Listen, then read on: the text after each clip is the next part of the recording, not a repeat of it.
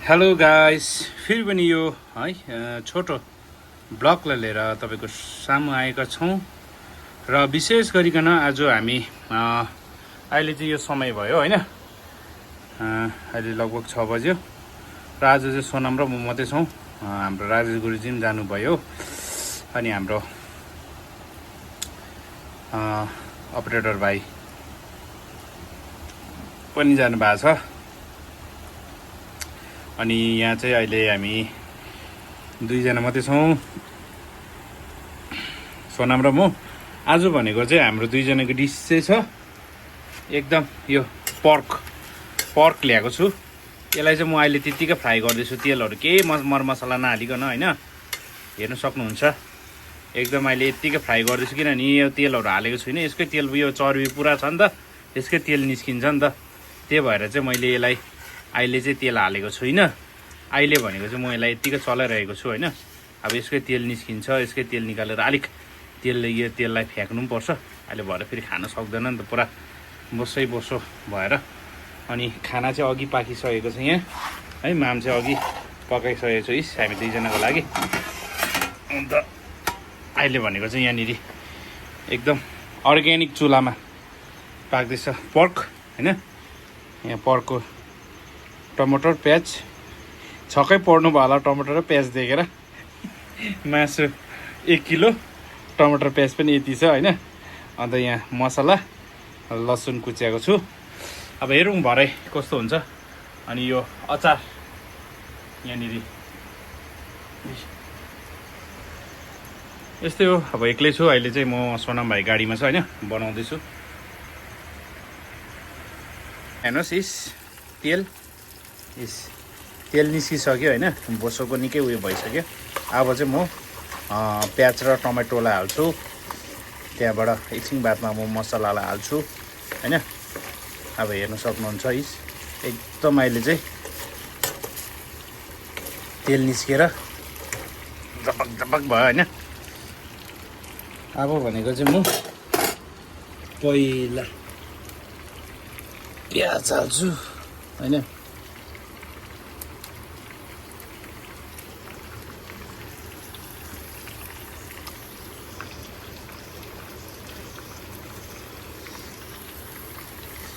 अब टमाटोलाई हाल्छु।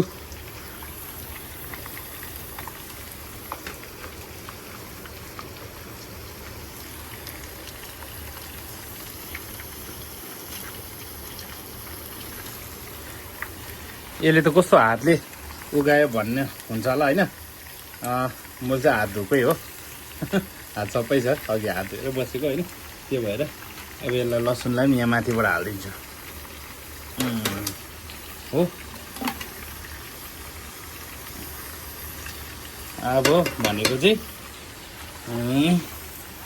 मसलालाई पनि हाल्नुपर्ने हुन्छ।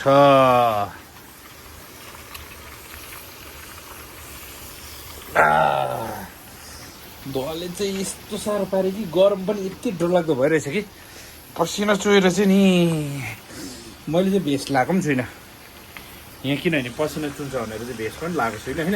एकदम गरम हुन्छ नि त मलाई चाहिँ, अन्त पसिना चुहिरहेको हुन्छ, लगाएको छुइनँ मैले होइन। अब यहाँ हेर्नुहोस् एकदम सबै कुरो हालिसकेको छु मैले होइन। अब यसलाई हल्कासँगले चलाउँदै जानुपर्छ। भरे टेस्ट चाहिँ कस्तो हुनेछ सोनाम भाइलाई सोध्नु पर्नेछ हौ होइन। टेस्ट चाहिँ कस्तो हुनेछ भरे सोनाम भाइलाई सोध्छु म। अब अहिले भनेको चाहिँ एकदम यहाँनिर चलाउँदैछु हालेर। अलिकति कराई पो सानो भयो जस्तो भयो, आगो बोल्दैन फेरि। हाम्रो यहाँनिर सामानहरू राख्नेहरू नमक हात पनि हाल्नुपर्ने हुन्छ होइन। अब यो त पुरा पो टाइट रहेछ त। अहिले भनेको चाहिँ नुन पनि हालिसकेको छु। अघि चाहिँ अलिकति खोल्नु अप्ठ्यारो भयो नि त एउटा हातले गर्दाखेरि, दुईवटा हात हाल्नुपर्ने भएर चाहिँ मैले त्यो देखाउनु सकिनँ होइन। कटअप गरेँ अलिकति भिडियोलाई। अब यहाँ अहिले यतिको चाहिँ कलर चाहिँ भयो होइन। अब यसलाई चलाउँदै लाँदै पकाउनुपर्छ।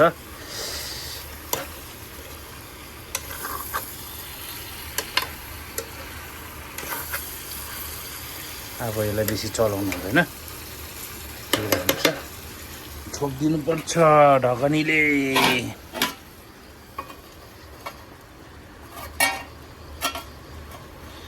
अब मलाई देख्नु सक्नुहुन्छ यहाँ हेर्नुहोस् पसिना पुरा गरम भयो। अब चाहिँ आगोको हिटले गर्दाखेरि नि पुरा गरम भयो। अहिले भनेको चाहिँ एकदम पाकिसक्यो। तेल चाहिँ मैले हालेकै थिइनँ, तर पनि तेल हेर्नु नि यहाँ यस्तो डरलाग्दो निस्केछ है पर्कमा। अब चाहिँ यसलाई एडिटिङ गर्नेछौँ, कस्तो हुँदो रहेछ होइन। अहिले खाएर देखाउनेछौँ।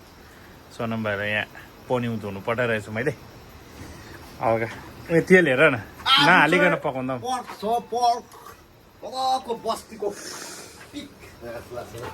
उयो थाल ल्याउ त थाल।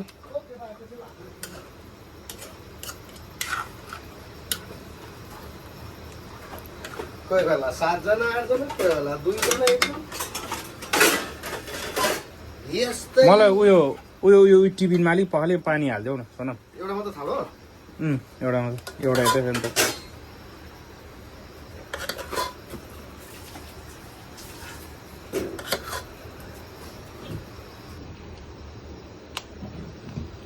अघि पानी आउन थाल्नु पर्छ भित्रको। चिसो पानी भित्रमा कम्ती रहेछ। कति हालिदिउँ भयो? आज थपेर खाँदा हुन्छ नि त होइन। यो उयो चाहिँ मासु चाहिँ हालेर खाउला, आफै कति खान्छ कि हालेर खाउ न। 1 किलो जस्तो आफै हालेर खाने कि मासु चाहिँ।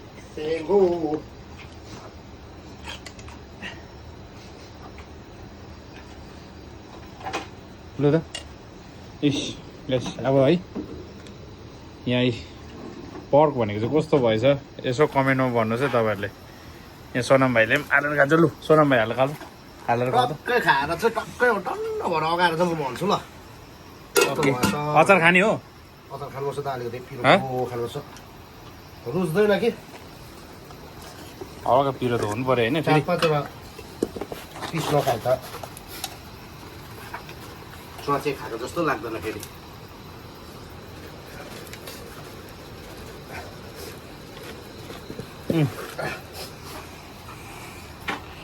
अब चाहिँ हामी खान थालेको है।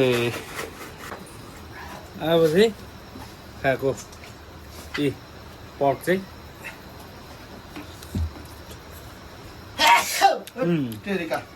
ठिकैको भएछ, टेस्ट चाहिँ दामी।